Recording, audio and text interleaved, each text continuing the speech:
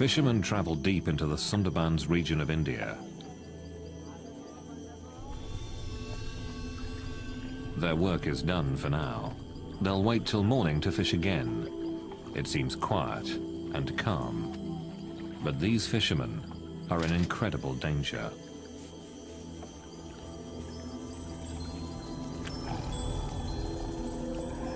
From the forest, they're being stalked by the deadliest tiger in the world. A tiger that can strike from land or water and kill in an instant.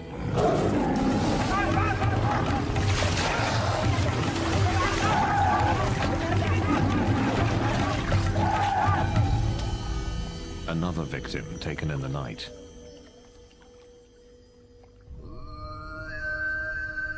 The tigers live here in the Sundarbans, gnarled fingers of thick mangrove swamp that stretch out into the Bay of Bengal.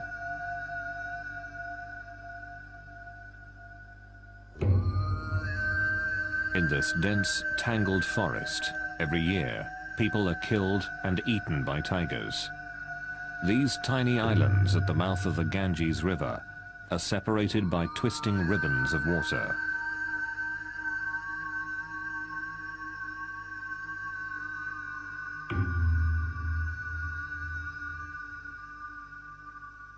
The isolated clumps of mud and forest make up the Sundarbans Tiger Reserve. The thick trees hide one of the largest concentrations of wild tigers. But there's something else that sets these animals apart, and the tigers that live here hunt, kill, and eat humans. I was led to a site where tigers killed 2 humans, and you could see the tracks of the tiger approaching the human footprints, and there was still dried blood on the ground. It makes you kind of look around and really reflect that when you're in a place like this, humans aren't dominant. The people of this region live on the edges of the Tiger Reserve in small villages.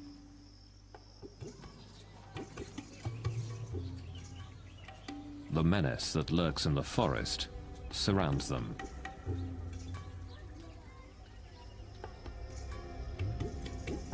It is a hard life here.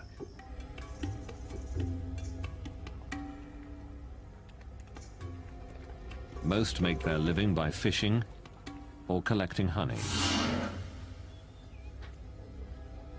The best fishing and the richest stores of honey are found deep in tiger territory. Normally, this area is closed to visitors, but authorities do give villagers permission to enter to make a living.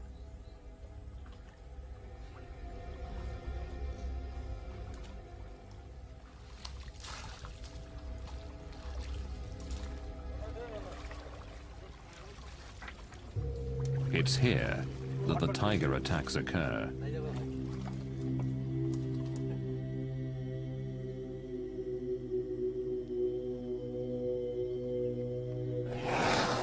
No one knows how many people have been killed by tigers.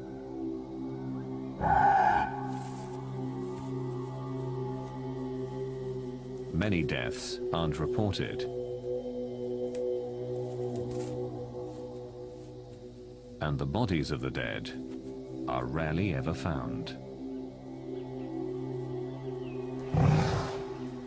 The tigers go deep into the woods to devour their prey, but the stories live on. Jamuna Sardar. 4 years ago, her husband went fishing for crabs. It was the last time she saw him alive. Sunil Mondal tried to wrench his son from the mouth of a tiger. He failed, and now his son's wife, his son's family, his son's daughter are all left behind.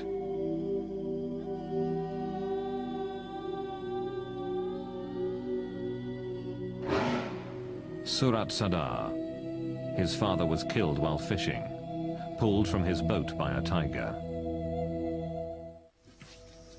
The threat of violent death hasn't stopped daily life from continuing throughout the Sundarbans.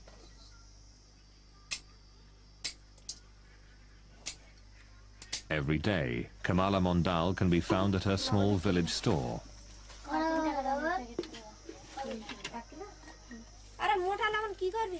Mondal's husband was killed by a tiger while he was fishing for crabs. Without him, this store is her only way of making a living.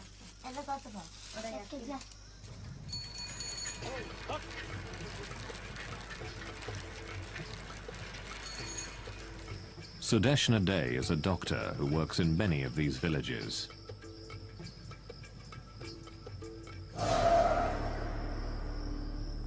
Here, every family has somebody or the other who has been lost in the hands of the tiger. And mostly what the tiger does is he attacks from the right side and from behind.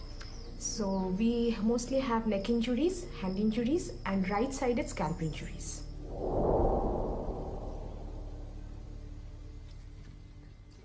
It is very rare to survive a tiger attack. Ashit Mondal is one of the few who have.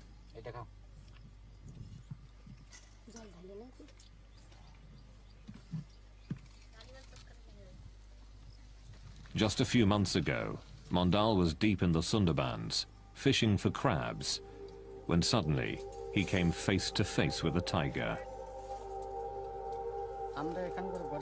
We're very poor here. We fish for our livelihood. One day, I was standing on the boat, pulling in a net. When a tiger came running from the jungle. He saw that I was on the boat and came charging towards me. He jumped into the water, then swiped at me with his paw. The force of it pulled me off the boat. The tiger pulled me down into the water and tried to bite the back of my neck. But it was hard for him to find the right grip. He clawed at the top of my head, scraping off the soft skin and tissue. I hit the tiger as hard as I could, and he ran off. In a few savage moments, Mondal's life would be changed forever.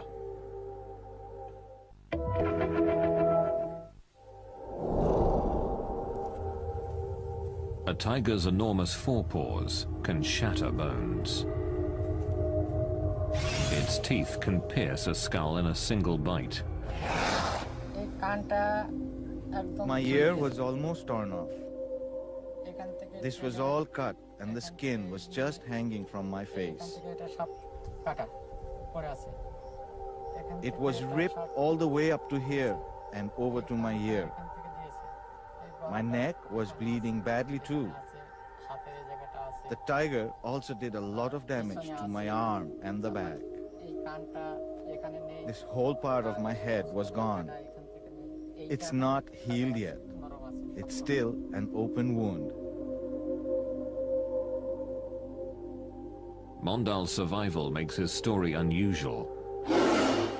But the fact that he was attacked in the first place makes him just another in the long line of victims. And I've often seen tigers in the wild, followed them on the road, and really haven't had a fear. But I'd have to say that if I met a tiger in the Sundarbans, I think I'd be worried. What has made the tigers of the Sundarbans so bold? What has turned them into man-eaters?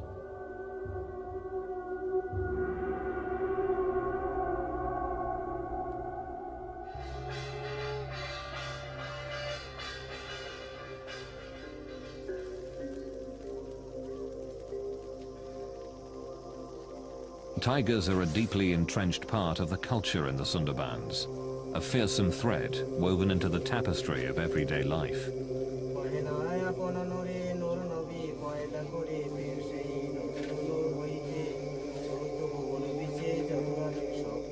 people who live here believe a constellation of supernatural forces guides and shapes their lives.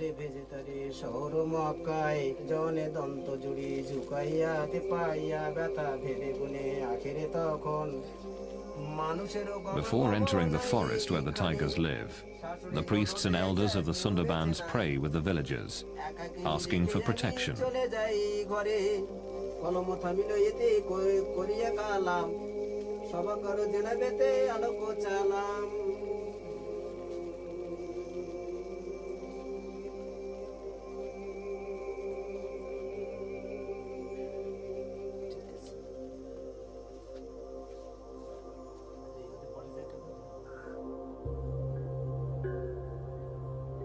It is said, without the god's blessing, a tiger attack is virtually assured.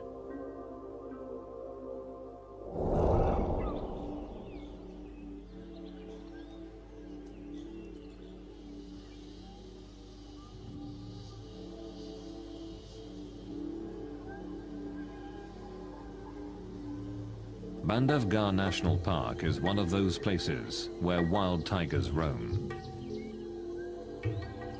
Found in the heart of India, it is one of a handful of tiger reserves in the country.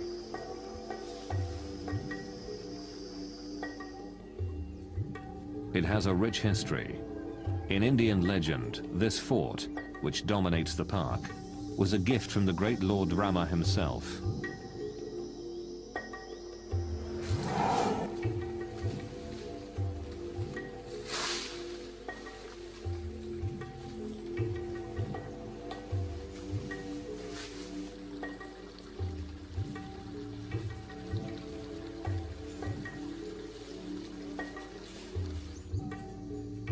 Bandhavgarh has become a favorite tourist destination. It's one of the best places in the world to see tigers in the wild.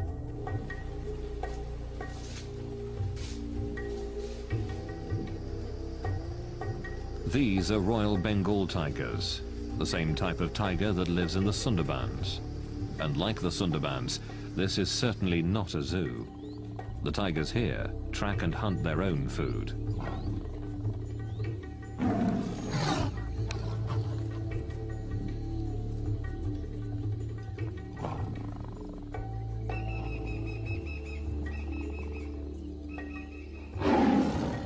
But even with all the people nearby, there's no serious concern of tiger attack. Since the park was established in 1968, no one here has been killed by a tiger. During the same time in the Sundarbans, over 1,000 people have been hunted down.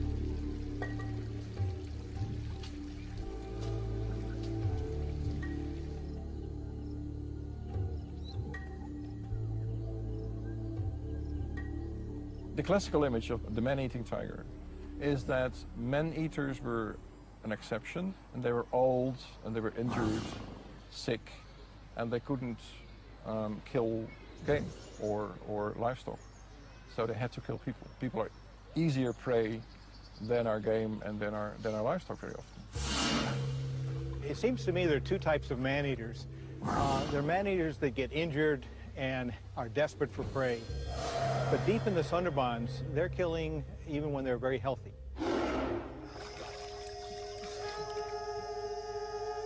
Living in the shadow of the man-eating tigers is part of daily life in the Sundarbans.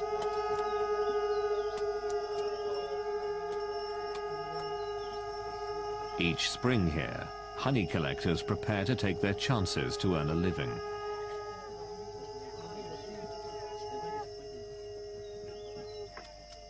The danger of entering the forest makes this a solemn occasion.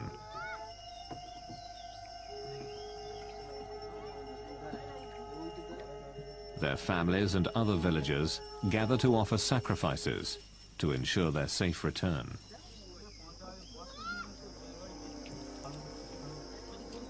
But even with the permission of the park rangers and the blessing of the local priests, men from these villages enter the forest, never to return.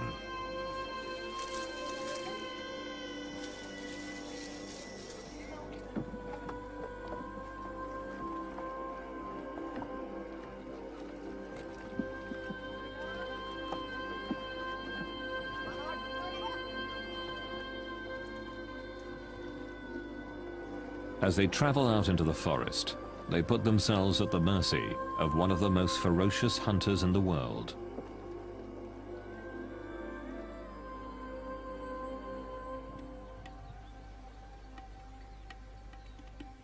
The murky waters, muddy banks, and thick swamps of the Sundarbans make it almost impossible to see the tigers here. Very few researchers have braved the hostile environment.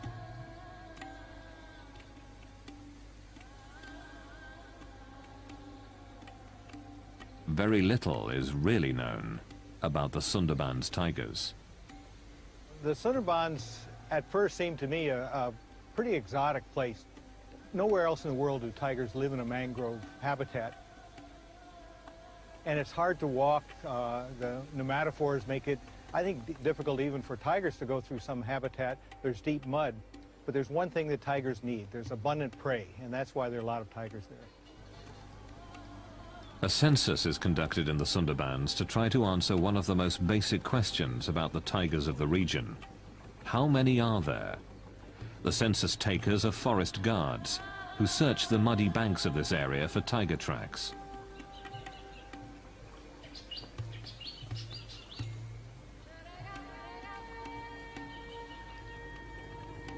The nature of this region forces the tigers to swim from island to island, looking for prey. While all tigers are comfortable in the water, the tigers in the Sundarbans have become especially adept here.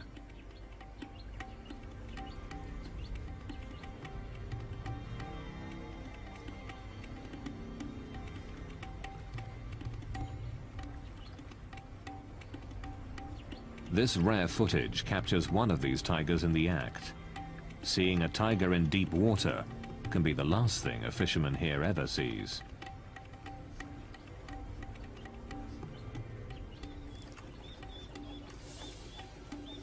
The tiger is tracked to where it left the river, but seconds after leaving the water, it has dissolved into the forest.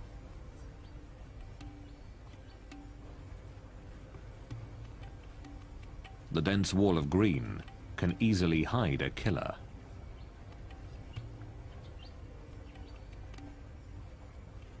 It is extremely dangerous to get off the boat. A census taker offers a small prayer for safety. Field Director Pradeep VS says they take other precautions as well.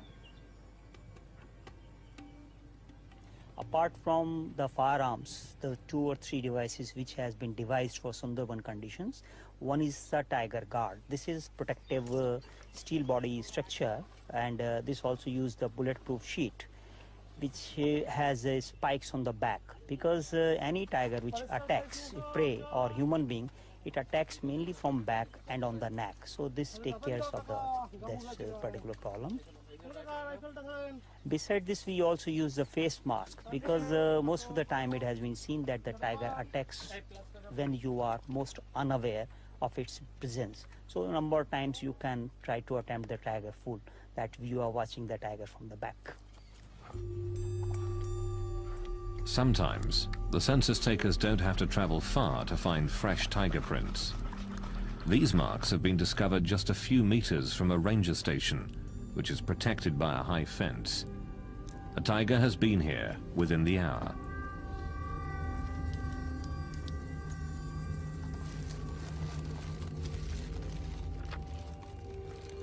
While some work quickly to gather the print, the others keep watch on the forest.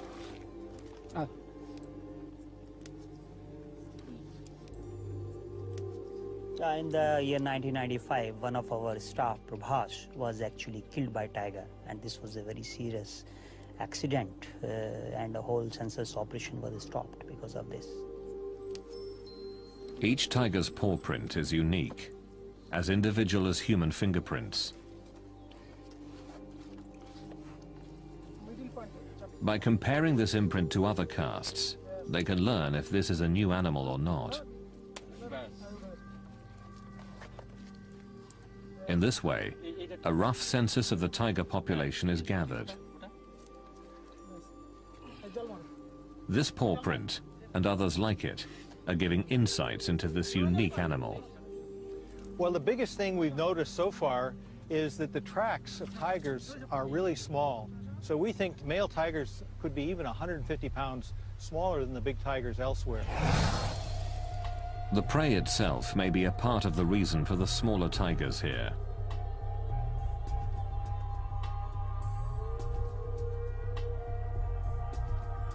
The largest animals tigers eat in the Sundarbans are about a quarter of the size of tiger prey available in the rest of India.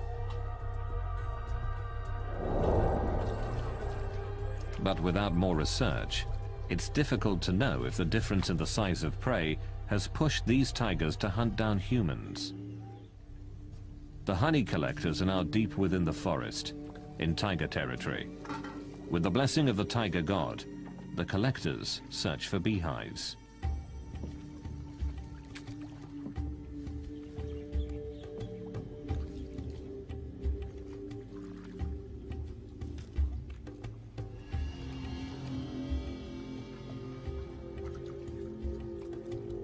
The tigers can be anywhere.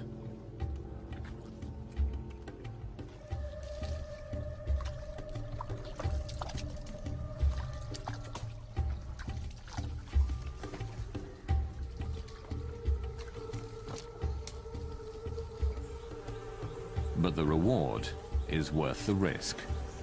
This is what the honey collectors have searched for: hives dripping with bees and honey.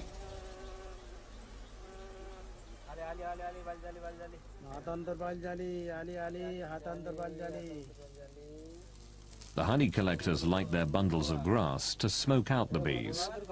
Their prayers and their masks are their only protection. There is a story that tigers never attack people from the front, but always from behind. And therefore they have carried out an experiment in the Sundarbans, and they've given the people masks to put on the back of their heads when they were walking through tiger areas. And in the beginning, the tigers seemed to fall for this ruse.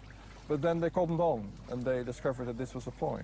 And they, again, attacked people even though they were wearing a mask.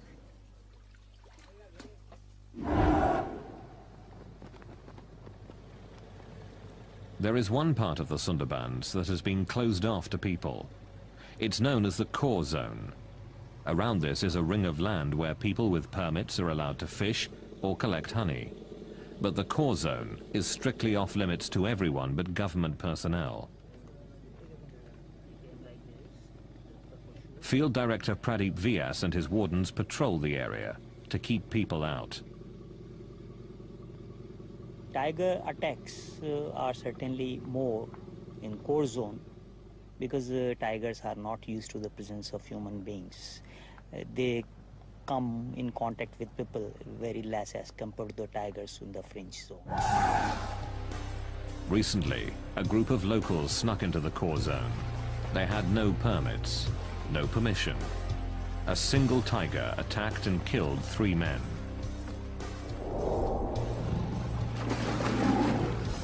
Vyas and the others were shocked by the attack. Normally a tiger will only kill one person, then devour their body. Vyas believes the attack shows how little we know about these ferocious animals. In my opinion, tiger understand human behavior very well, though we have yet to understand the behavior of tiger. With so little known about the tigers here, it's difficult to determine why the attacks occur.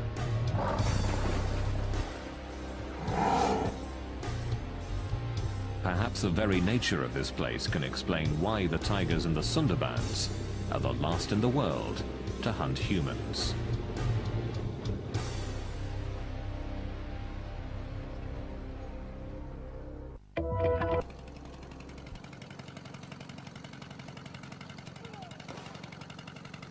The Sundarbans is one of the most dangerous places in the world. Tigers regularly hunt and eat humans.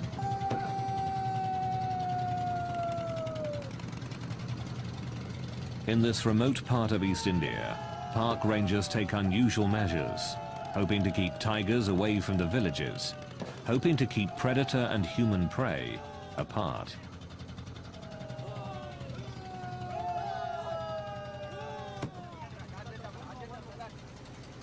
Whether this noisy attempt at animal control works is unknown.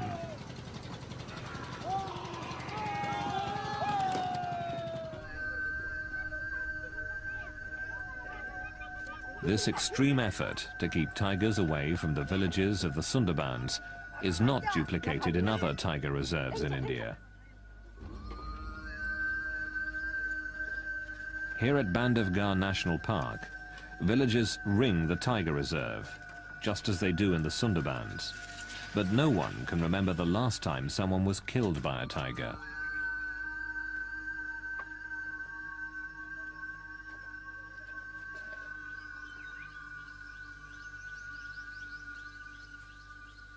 The tigers here don't always keep to the boundaries of the park.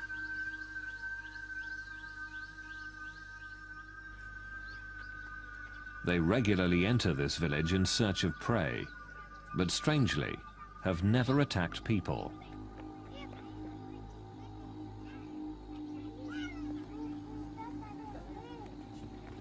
Raising cattle is the primary livelihood here, but the herders have no concern for their personal safety when it comes to tigers.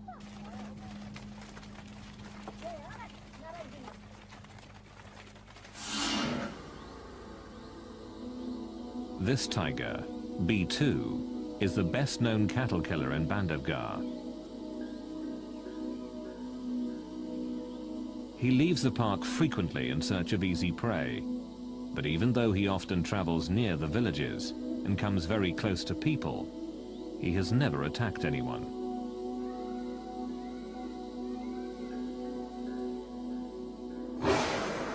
Every day, herders near Bandhavgarh take their cattle out to graze. They don't enter the park, but keep to the land just outside Bandhavgarh's boundaries. B2 and other tigers, of course, don't know where those boundaries are.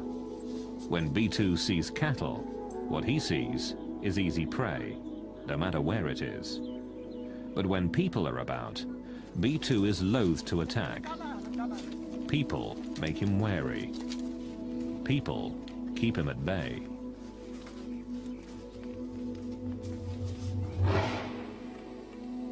B2's most legendary hunt took him far outside the park. There he killed a large cow and dragged it back towards his territory. In a display of amazing strength, he threw the animal over a fence before feeding on it for 2 days. But B2 has never hunted people. His size, strength, and quickness is superior to any human. But he has never attacked.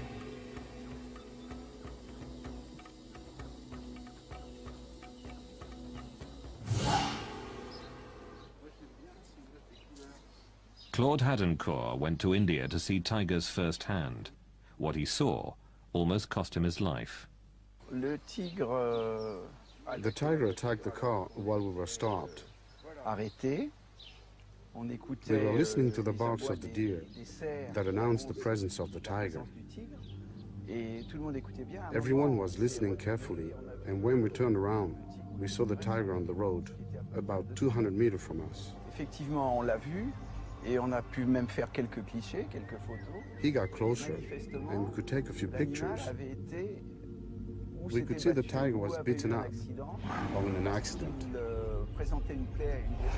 because he had a big wound on his lip and was missing some teeth. He was walking normally, but when he saw all the cars, he started to run faster and faster. And finally, when we least expected it, he jumped in our car.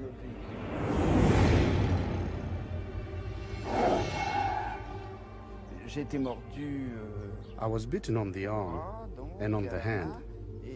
And why the hand? When the tiger leaped on me, I fell back. And I instinctively protected myself with my arm on my head. It was a terrifying attack, but a once-in-a-lifetime event. In the Sundarbans, though, The tigers hunt and kill humans regularly. We are in the jungle, fishing, and we are looking for firewood to cook with. In the forest, I saw a tiger lying down. Then it suddenly jumped on my brother. The tiger ran off with my brother in his mouth. I followed him with my axe. And as I ran, I thought, what will I say to my mother or my brother's wife if I go back home without him? I decided to kill the tiger and bring back my brother. I kept running and was able to hit the tiger with my axe. The tiger dropped my brother and ran away. I picked up my brother and tried to bandage his head. I screamed for help, but nobody came.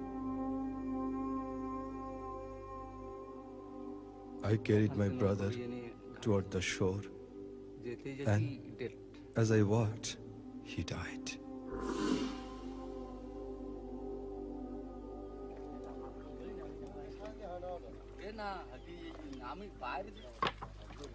Why do these attacks continue?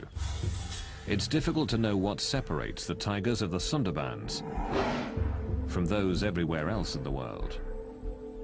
There are several theories, but little hard proof.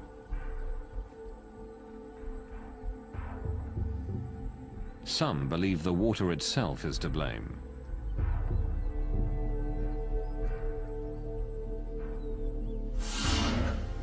Because the Sundarbans rest on the Bay of Bengal, the salt content of the water is quite high. Typically, tigers live inland and drink from freshwater lakes or streams. Here, tigers drink the salt water, and some believe that a constant diet of salt water has injured the tigers, putting them in constant discomfort. This pain, it's thought, has made them more aggressive.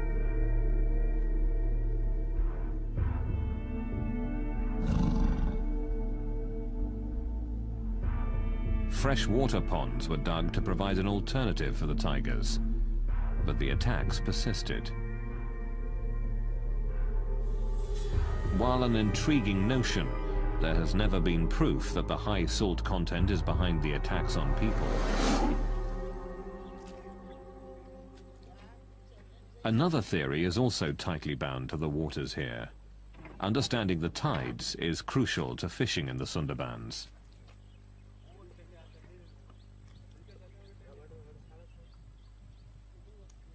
In several hours, these nets will be covered with water and perhaps fish. The regular movement of the tides shapes the behavior of the fishermen.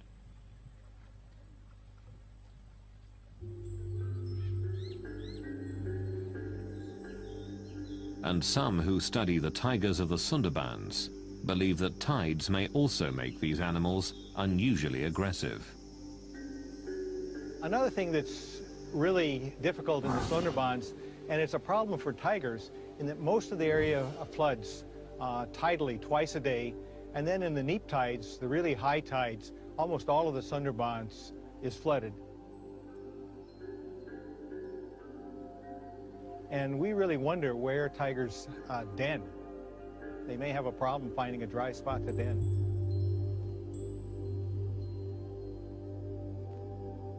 There is another theory that the tigers of the Sundarbans are more aggressive than others because conflicts that would be avoided through scent markings have to be played out.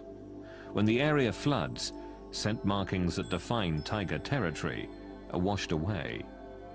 Aggression then becomes the only way to defend the territory.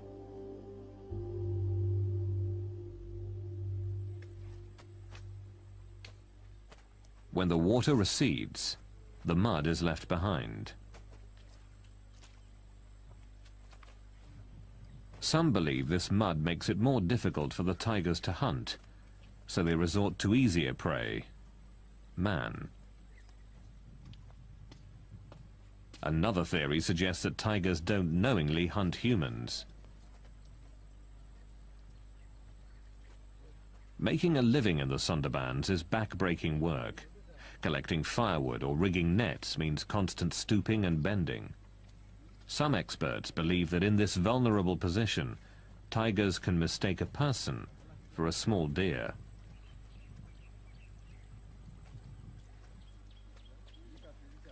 Once a tiger has mistakenly killed a human in this fashion, it is believed that the animal develops a taste for people and is more likely to kill again. There is an even more gruesome theory.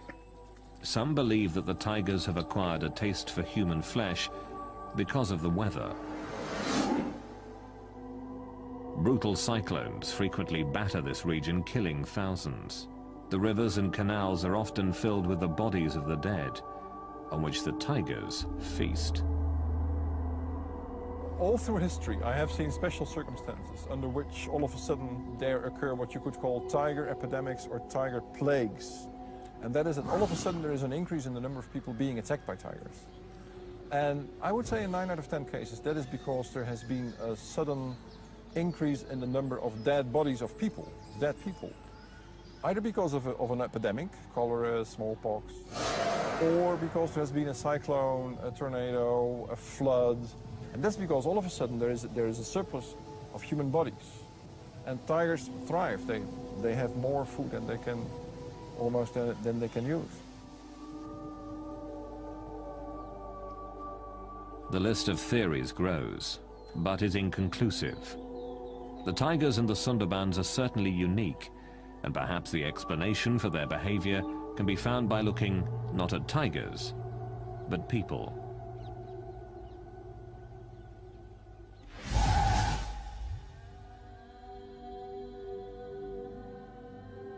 Through the late 1800s and early 1900s, tigers were hunted down ruthlessly throughout much of India.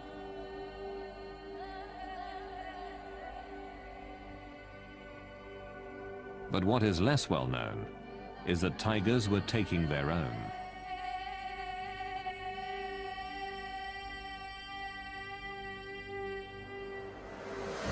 Nowadays, tiger attacks are rare.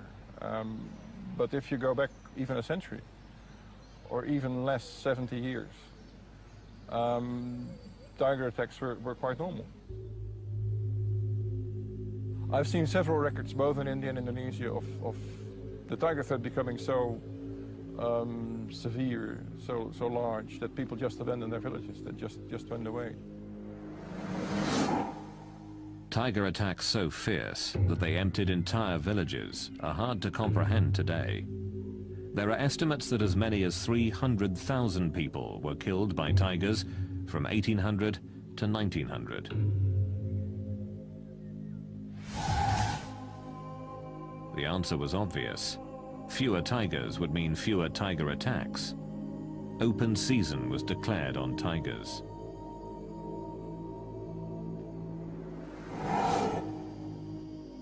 Closely studying this history challenges the belief that only sick or injured tigers have been man-eaters. If you read about tiger attacks in the early 19th century, in the 18th or 17th century, they were so frequent that it is impossible to explain such a frequency by assuming that only sick and injured tigers attack people. So I argue that before, let's say, 1850, if they had a chance, they would kill a person. Perfectly healthy tigers. Here in Bandhavgarh, healthy tigers don't hunt humans anymore. Bhumgart believes that tigers can learn from history. Man-eating tigers in almost every part of India were hunted down and killed. The tigers that live in Bandhavgarh learned that fearing humans meant survival. But the massive tiger slaughter that occurred in this part of India did not happen in the Sundarbans.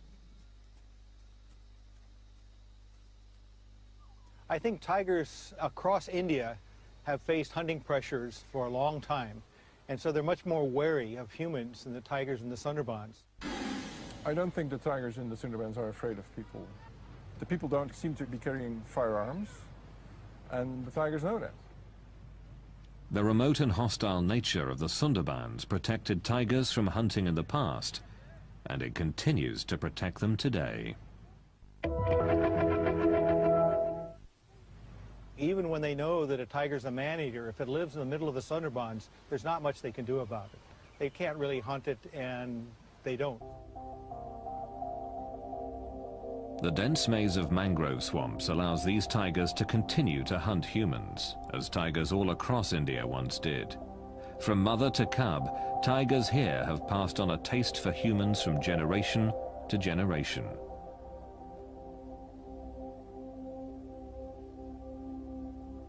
The biggest difference is that tigers may teach their young to be man-eaters, and so that's why there's so many man-eaters in the Sundarbans.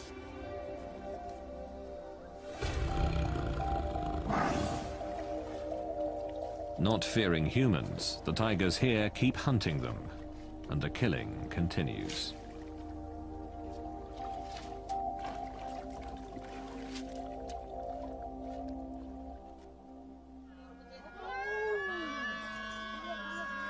A young child is lost in the forest, at the mercy of the deadly tigers of the Sundarbans. This play tells the story of daily life in this hostile land, of the very real danger that lurks in the wild, beyond the villages.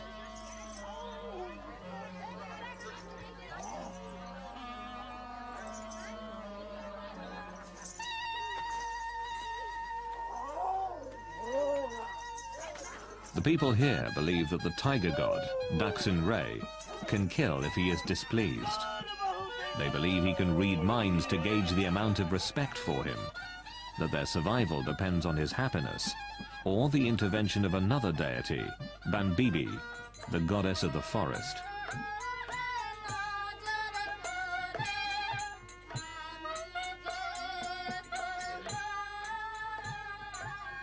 It is a constant balance between life and death.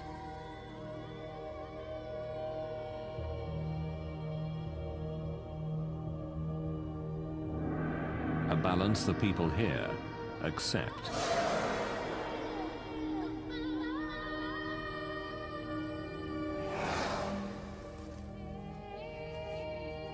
They realize that while the tigers make the forest dangerous, that very danger protects the forest and their livelihood.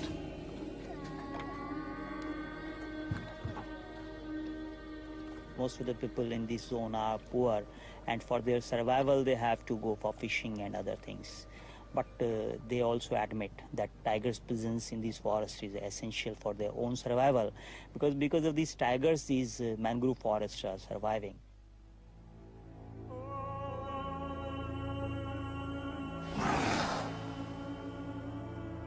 The villages here are filled with orphans and widows, and people who have harrowing tales of survival.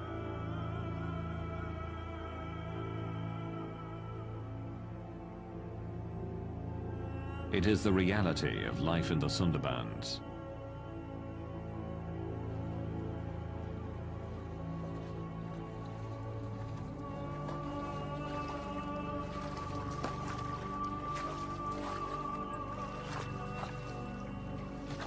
People here understand the risk.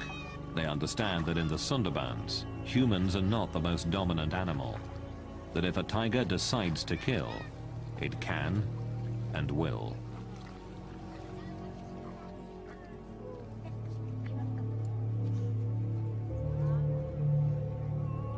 This is a place which has remained virtually untouched by time.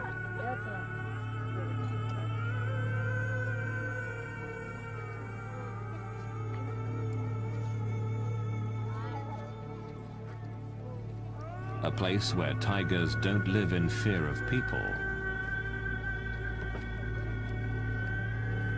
Here, tigers still reign supreme.